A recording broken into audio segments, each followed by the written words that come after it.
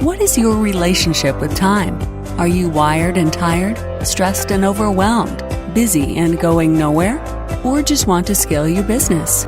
Welcome to Take Back Time with your host, Penny Zenker. Penny focuses on books, strategies, tools, and tips to help you work smarter and approach your time more strategically. As a result, you can have more energy, focus, and get more done in less time. Be more efficient and effective. Get ready to take back time. Hello, and welcome to Take Back Time. My name is Penny Zenker, and I'm your host. And on this show, we focus on ways to get you back, to regain your focus, to reset priorities, and to take back time. Not literally, but really in the ways that we approach our time management in our thinking systems. Today, I'm super excited to have Karen Huller with us. She is the founder and owner of Epic Careering, and they help corporate professionals to gain greater fulfillment and improve their impact at work. And that means productivity, right, Karen? It sure does, if you want to be a contributor. So I'm super excited to have you here. Thank you so much. And I gave you that quick intro because I really like people to tell us more about themselves directly from your perspective, because we can all read your bio, but we want to know a little bit more of, well, how did you decide to get into this background, into helping corporate professionals? Well, I was a recruiter. I did IT recruiting, executive recruiting, clinical recruiting, and I loved being able to put people into jobs that were a fit. But I found myself saying no more than saying yes.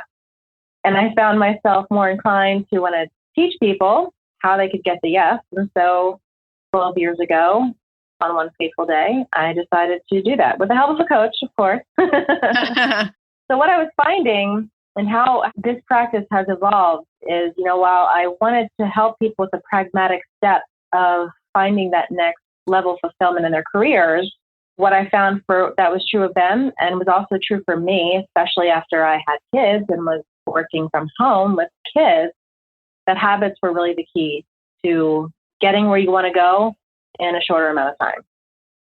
Absolutely. I don't know why we call it time management, because it's really positive habit creation and management. Totally. Yeah. I mean, everything we do is about the habits and the standards that we create, right? And those habits can be productive habits and they can be unproductive habits. Well, they sure can. And of course, we have to first be aware that habits are working or not working before we can do anything about them, because they'll run on autopilot. That's what habits do. They just sit there running on autopilot. And that can be a good thing if you don't have to think about doing the right thing at the right time. But it's inhibitive to what you really want if it's automatically doing what keeps you from getting to where you want to go. Absolutely. And unfortunately, our brain, it's something it's just like any strength. Any strength can become a liability, right? Any quality, any good quality. And it's the same with that part of our brain. Because if we can adopt a good habit, then we don't have to think about it. It's not a decision point that we have to make in our day. It's just something we automatically do. So if you ever changed a habit, like fitness, if you get into a habit where you're exercising daily, and then you don't have to think about it. It's actually like it pulls you into it. You don't have to push it anymore. In the beginning, you have to push. And then eventually, when the habit's adopted, it pulls you into doing it. And so most of us experience that with fitness, but it's true of, how we manage our time. It's true of even our mindset, the things that we need to think about that will pull us into action. And if you have to look at your milestones and break them up and then meet your milestones in order to get where you want to go, then you need the habit to pull you into that action.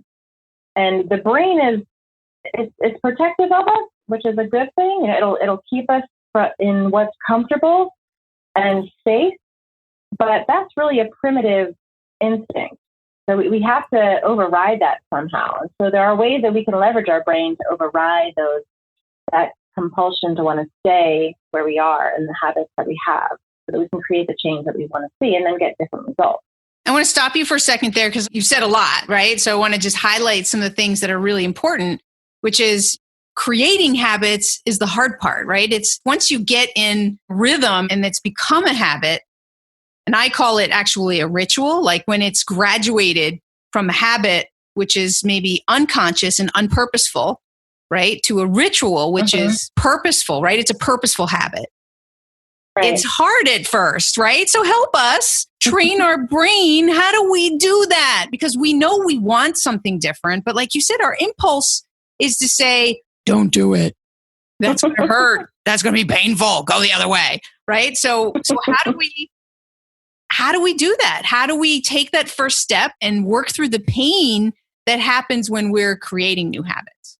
There's two things that you need to know about yourself before you start a habit. One is, what do you really want, right? Because sometimes we're up to goals that aren't really our own.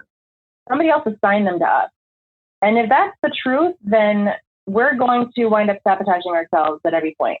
Our brain is not going to be on our side. Somewhere deep inside your subconscious, it's like, yeah, you were told you want this, but we don't really want this, and we really want that. So, the first thing to do is to be self-aware of where you really want to go, and then be clear about that vision, that focus. Tony Robbins has this saying that I used to have on my whiteboard right across the top. It was, action without high level of focus is the drain of your fortune, right? So you have to first make sure that you're adopting a habit that's in alignment with what you really want, so that when it does become a habit, you're pulled into it. And it's for the right reasons. It's really going to get you where you really want to go.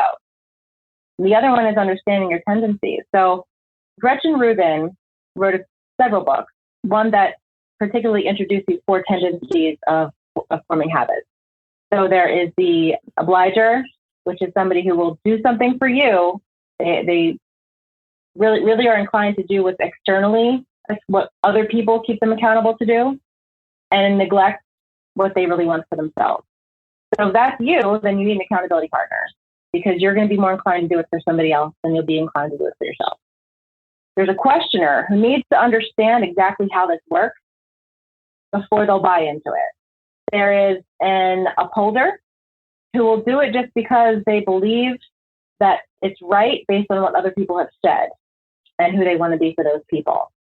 And then there's a rebel who's not going to do it if they think it's your idea. Right. So that awareness will help you create a system that will help you adopt a habit more easily, I should say. And then once you have that focus, go ahead. So let me stop for a second. So I understand clear vision. With a clear vision, that a lot of people, they don't really write down their goals, or they get caught up in what's happening today, and they're not really thinking, what are they creating? So really understanding what they want for their life 1 year, 3 years down the road, and so forth, can really make a huge difference, because people don't really spend the time to reflect and be clear of what they want and what their path is. So I totally get that. But in terms of the tendency, so are you saying that one needs to understand which kind of person you are, whether you're an obliger and you just do it because others say, or whether you don't know how yet, so you're not taking the move? Is that what you're saying? It helps to understand what your challenges are going to be to adopting habits beforehand, so you can strategize with and for them. Okay. So, because something you said in there struck me as really important for people is accountability. You said that in some cases, you might need an accountability partner. And I would argue in all cases, you need an accountability partner. So sorry, we really suck at holding ourselves accountable, even when we really want something. And I know when we have a clear vision and we're really connected to it and we feel passionate about it, that it can be something that holds us accountable because it's like a part of who we are. And it would be painful for us not to achieve whatever it is that we've set forth.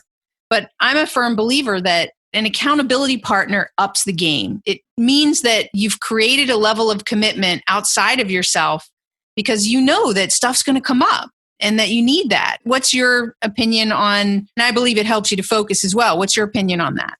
I think if your accountability partner is as aware as you are of your tendencies, then they can be a much more powerful accountability partner. If your accountability partner, for instance, doesn't know that you're a rebel, then you wind up getting ghosted. Really is what happens. And you don't understand why, but it's because they don't really want to be accountable for you. They don't want it to be your idea. They don't want it to be doing it for you. They want to be doing it for them. And they'll sabotage themselves just because they don't want to be accountable to anyone. So if you're an accountability partner for somebody who's a rebel, then what you need to understand how to do is to make sure that they remember that it's their idea. It's what they want. They're in charge. And if they let a bad habit stay in place and it keeps them from where they want to go, then ultimately they're letting the bad habit have control. That make sense? Yes, I understand. So in the case that you've got a rebel personality type, that person, and I think any accountability partner is best off, you never tell somebody what to do. You're telling, like, if you're my accountability partner, I'm telling you this is my goal. And then that person's job is to ask questions and just to support me to reach the goal and not to tell me what to do, because that is good clarification for any accountability partner. Yes. Yeah. I mean, because it's true. I don't even know if you have to be a rebel. I mean, I wouldn't like it if my accountability partner starting to tell me, you said you were going to work out 2 times a week, but I think you should work out 4 times a week. I probably would get myself a new accountability partner. Although that would be a coach, right? We pay people to push us harder than we push ourselves, but that's another story. I can see there being some hesitancy to be an accountability partner because of what it might do to a relationship should the accountability fall through. Well, that's why it's always important to get an external, somebody who's not connected in your life, that doesn't have any skin in the game, so to speak. Distractions are the enemy of productivity.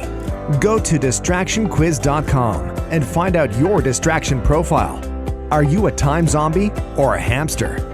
Take this free distraction quiz today to rate your ability to focus on what keeps you from being a wizard. Go to distractionquiz.com. Speak. Right, yeah. So let's go back to... If you're a questioner, you want your accountability partner to keep reminding you why this works and how it works, because you will forget. Right. Okay. Well, that's really cool. I never thought about that in terms of the different roles that an accountability partner could play based on your personality types. That's really valuable in saving you time and picking the right accountability partner, or letting them know this is who you are and this is the kind of thing that you need. Yep, exactly. Yeah. Very cool. Well, one of the things that a lot of people talk about in terms of bad habits, right, if we're talking about habit change, is being able to get away from distractions. People are just completely distracted all the time. I think I have on my website a statistic that 59% of the people feel distracted and depleted all the time. So what are some tips to help people to avoid distraction and to get more focused? One thing that is clinically proven to help the area of your brain that is responsible for focus is to really spend time. It doesn't have to be every day, and it doesn't have to be significant investment of time. It could be 10 minutes, 3 times a week. But just to really let your brain kind of defrag, let your thoughts flow, let it calm down, let your mind achieve focus. This is something that has been, there's over 1,500 studies on meditation, and a lot of them are in the last several years, and there's so many more. I forget what percentage of the Fortune 500 are adopting meditation now. I think 44% or something like that. Wow. 44% of Fortune 100 companies have meditation programs. So this isn't a fad. This is real. Yes, this is proven by many, many independent studies that doing this kind of meditation, whether it be it's the mindfulness meditation, you don't have to do a particular type of breathing, really just kind of letting your mind calm down will help your mind focus throughout your day. And there was actually, it wasn't even an experiment. It was like they implemented this in Aetna. And what they found was that for every 10 minutes of meditation, they were creating 20 more minutes of productivity. So you spend a minute meditating, you get 2 minutes back in time. Wow. It's pretty tremendous, right? That is tremendous. I like that. That's a great example because it's a concrete study that was done at Aetna. That's really cool. Yeah. So, I mean, not only will you get extra focus, you'll be able to fend off those distractions, but you're going to be able to make decisions better. You're going to find that the things that were stressing you out, that inhibit all the centers of your brain that operate at a higher level, are operating much better. So, while you're in the work, you're getting more work done. But Karen, don't you hear this? I don't have the time to meditate. That's why I love the study. Because nobody has time to get done everything they want to get done. But the study that proved, or the practice, I would say, not the study, the practice that was implemented, the fact that they were finding these people were taking 10 minutes of meditation 3 times a week. Who doesn't have 10 minutes 3 times a week, right? When you first get in, if you just replace something you're doing, like social media or talking at the water cooler or whatever it happens to be, with that 10 minutes of meditation, they were producing 62 extra minutes of productivity.